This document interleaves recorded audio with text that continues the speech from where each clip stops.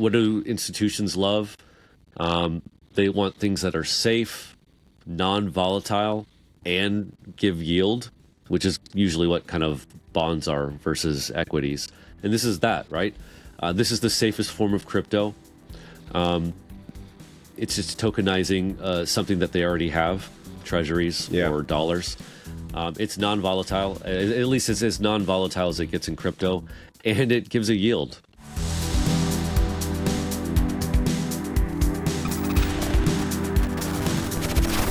Let's get this party started. Welcome back to Bitcoin.com's The Weekly, where we recap and digest the biggest stories in the Bitcoin and cryptoverse. My name's Graham Stone, and I'm joined by David Sensel. And this week we've got big moves in the stablecoins and real-world assets sector. We've got the biggest ever acquisition by a crypto company, growing legal clarity around crypto token issuance, and a rundown of the first ever SEC roundtable. How you doing, David? Pretty good, except for that little snafu. Yeah, no problem. So, let's run through the biggest stories of the week. Can you start us off with the first story, David? Okay, yeah. So this week there were several stories about RWAs. We have 4 for you. The first one, Tether ranks 7th among top U.S. Treasury buyers in 2024.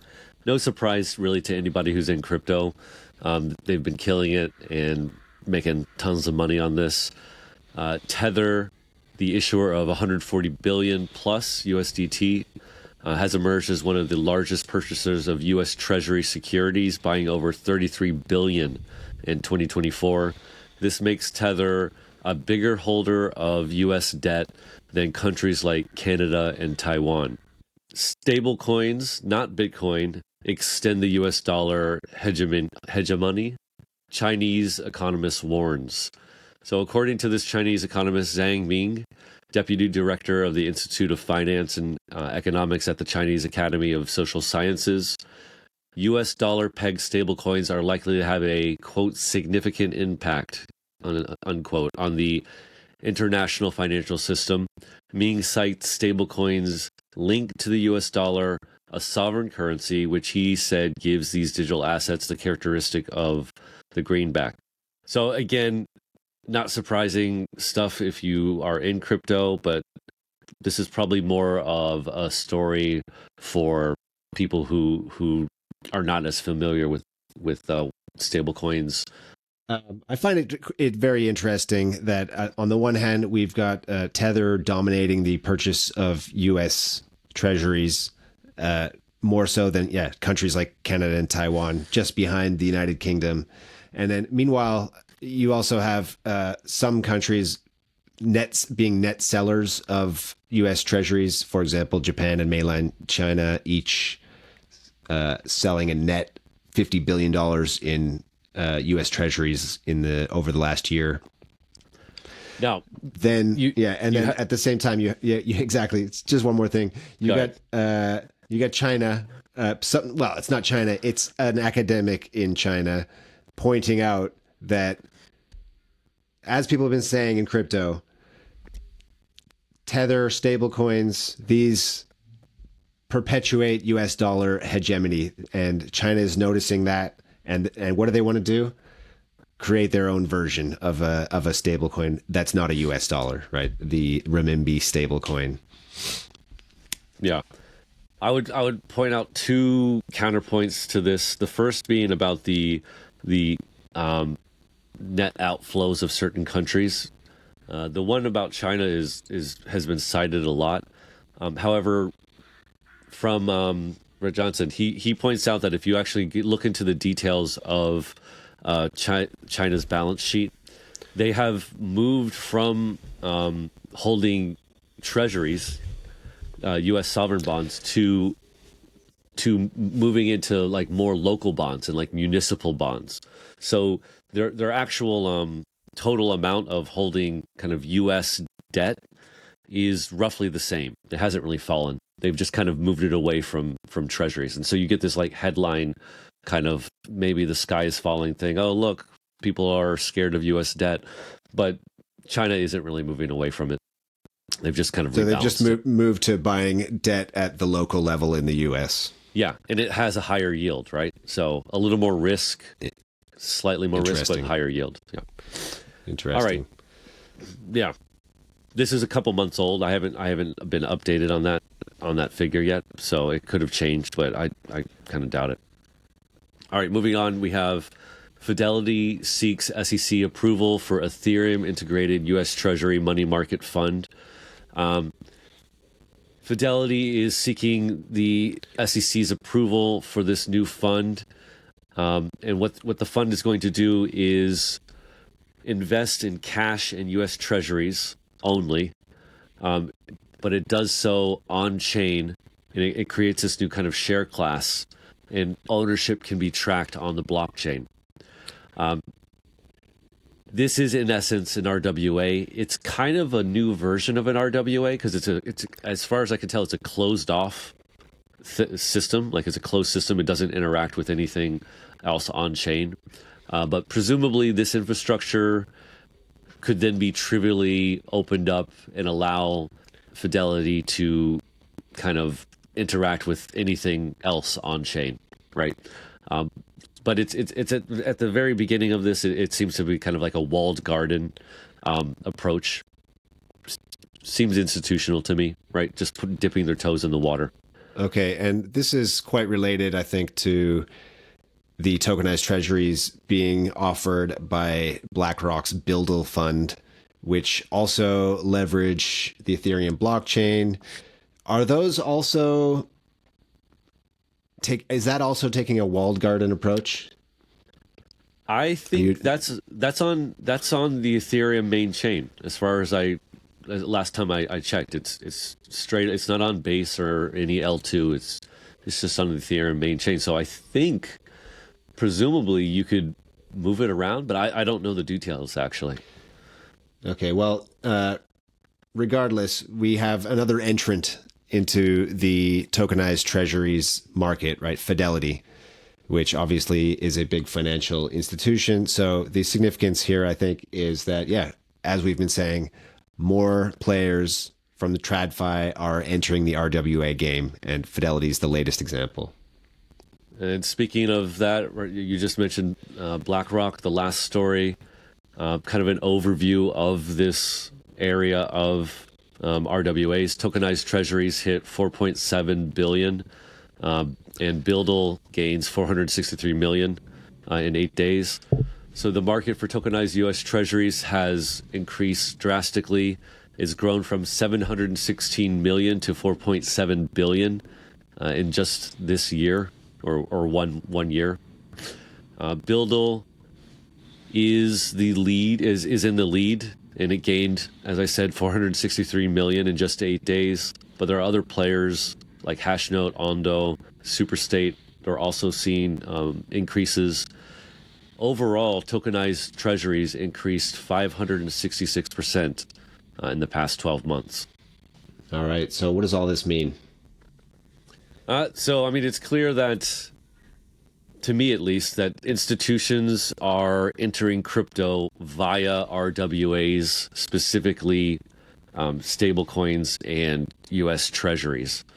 And this, to me, makes perfect sense from an institutional perspective, right? Like, what do institutions love? They want things that are safe, non-volatile, and give yield, which is usually what kind of bonds are versus equities. And this is that, right? This is the safest form of crypto. It's just tokenizing something that they already have, treasuries or dollars. It's non-volatile. At least it's as non-volatile as it gets in crypto, and it gives a yield. Right, and of course, zooming out, right? The big significance, I think, is that TradFi is finally starting to use crypto rails and for all sorts of financial instruments. And I think that relates to our next story. So nice transition here, which is that Kraken has acquired the U.S. futures trading platform NinjaTrader for $1.5 billion, making it the biggest ever acquisition in the crypto space, beating Stripe's purchase of the stablecoin payments company Bridge, which happened late last year.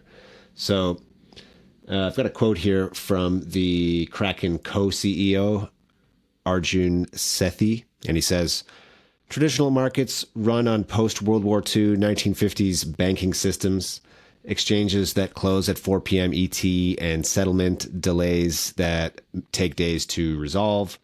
Crypto rails fix these issues, operating with efficient and real-time infrastructure. By the way, I just want to interrupt the quote. This statement has been said ad nauseum 100 times, thousands of times over the last ever since I've been in crypto. The traditional rails are broken. Crypto fixes this. Okay, so this guy is just repeating that. Now he goes on in the quote, but legacy finance and crypto have remained separate ecosystems until today.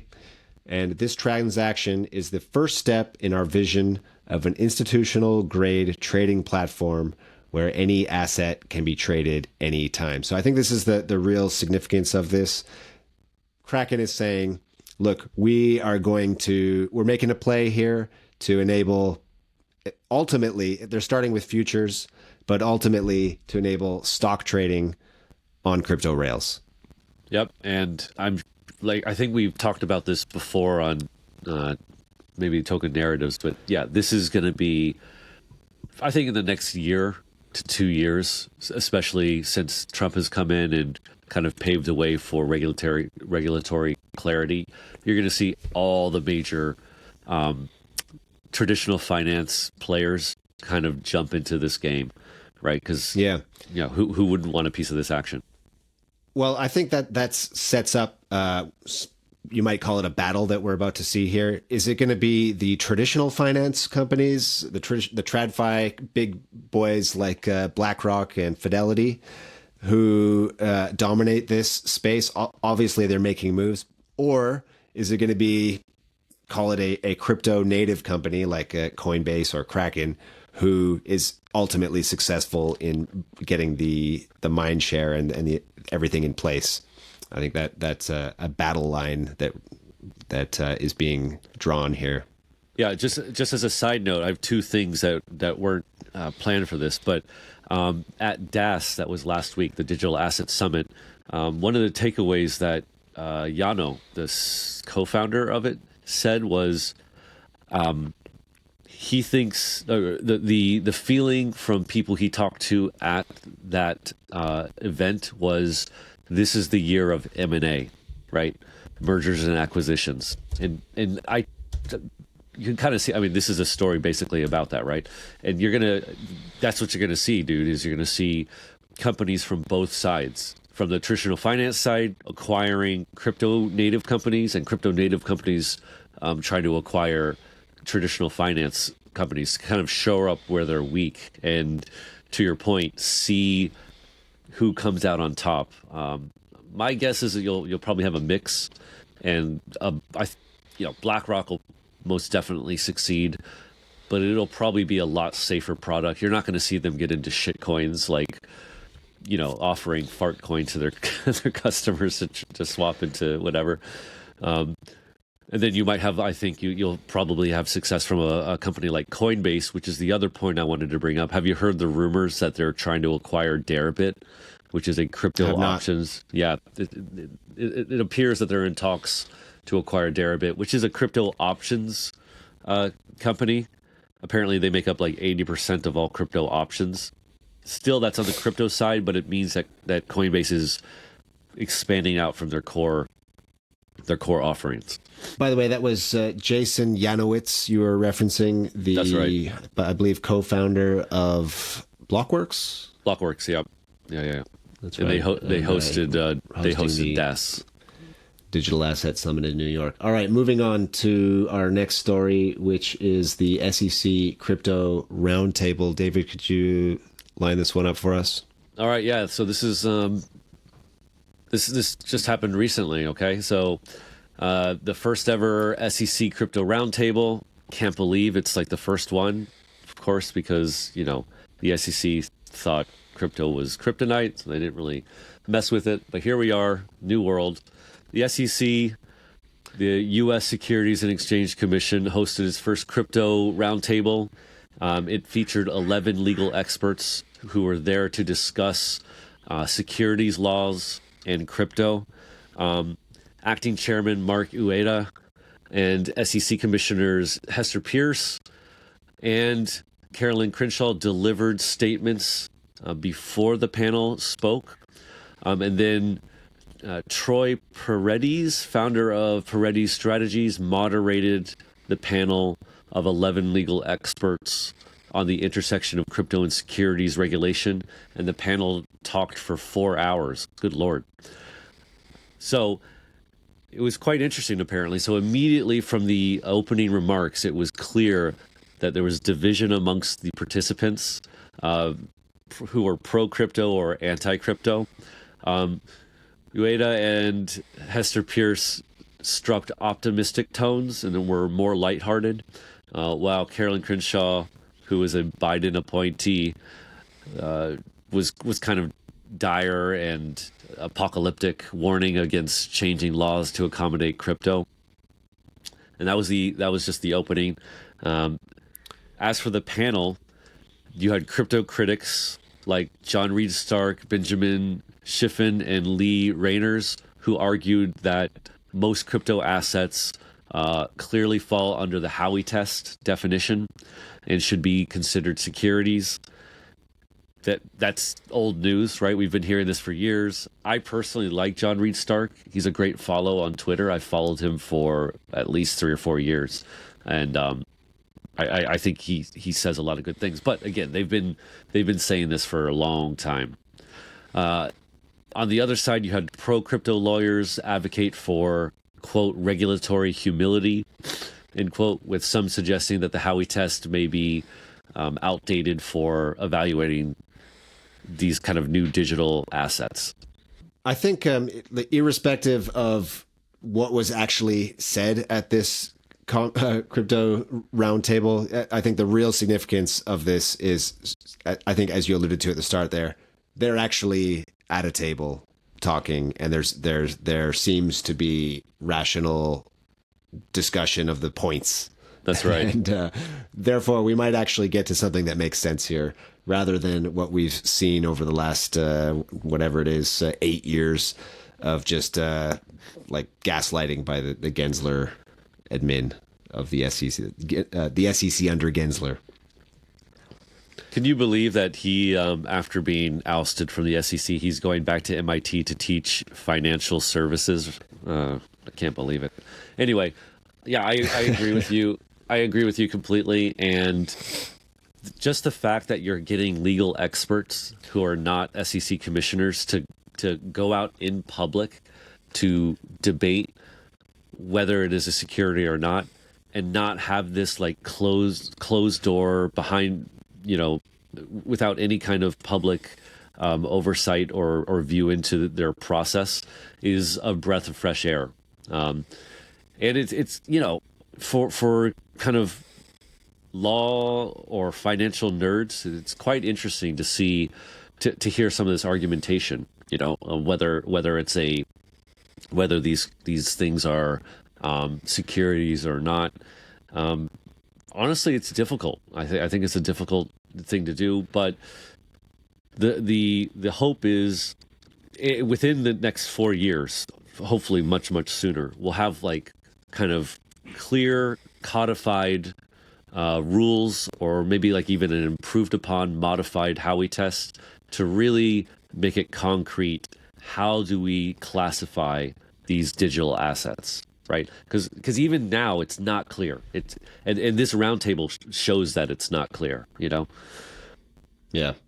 Well, I think this is a good transition to our next story, which is something that might be helping to provide that clarity. And so the SEC has officially dropped the lawsuit against Ripple. That's confirmed by Ripple's CEO, Brad Garlinghouse. So just to summarize this a little bit. So there was a lawsuit filed 4 years ago by the SEC against Ripple, and it alleged that Ripple had raised $1.3 billion through an unregistered securities sale of XRP. Now, a few months, I'm going to say about a year ago almost, Ripple won the case, but that there was still an appeal process from the SEC. So it was still unclear whether they had actually won the case. And now this latest news is that the appeal has been dropped. Ripple, there's a settlement. We don't know exactly the details of the settlement, but it does seem, and according to Brad Garlinghouse, he has a quote which just says, "This is a resounding victory for Ripple, crypto. Every way you look at it, the future is bright. Let's build." Anything else on the significance of this story? I mean, just kind of the obvious, which is the rumors that certain altcoins will be getting a spot ETF this year have included Ripple, right? And one of the key things impeding that would be the standing lawsuits. And so now that the lawsuit is completely settled, I mean, I think the odds of an XRP spot ETF this year are incredibly high. I haven't checked the Polymarket. Polymarket, I've got it up right here. There's an 87% likelihood. Yeah, as did of it jump 5 hours ago? Did it jump? Did you see like a significant jump this week? I could imagine you just saw like a jump of 10% or more this week. I didn't look at it, but it's got to be the case. Yeah, because I mean, I think they're kind of a shoe-in. Garlinghouse seems to be pretty intimate with this administration as well. So it looks like you kind of have an all clear for this. Yeah, and just going back real quickly to the significance of this appeal, the appeal officially being ended. So the case was kind of essential to the Gensler regime's view that all tokens are securities. And I think with this now being overturned, excuse my lack of the correct legal parlance, but I think what it means is that there is some path. Clearly, there's a path to some tokens issued in the United States not being securities, and what that means in eventually it's going to mean that crypto companies, projects, token issuers in the United States are going to actually be able to issue tokens in the United States rather than run off to the Cayman Islands or wherever it is. And ultimately, that's going to be a good thing. Yeah, I mean, for me personally, like looking at the Howey test, I again, going back to this SEC crypto roundtable thing, I think that you can make the case if you're going to use the Howey test, how it currently is stated. I think a lot of these coins are securities or security-like, and during the crypto roundtable, there was one lawyer who was basically saying, the Howey test is not really it's a little antiquated because it doesn't really apply to this completely new thing, and that's kind of my take on it, because I think these lawyers who are against they're critical of crypto, and they think like John Reed Stark, who have said these are securities for a long time. I largely think they might be right if they're interpreting the Howey test as it is. I think maybe the Howey test is kind of not applicable to this or needs to be modified, right? And that's kind of how I hope it is, because it is a little confusing if you look at the Howey test and then you look at a lot of these securities, maybe including Ripple as well. Very security-like. Well, call me crazy, but a test based on a court case from the 1930s of Florida about oranges might not be the be-all and end-all for regulating digital assets in the 21st century.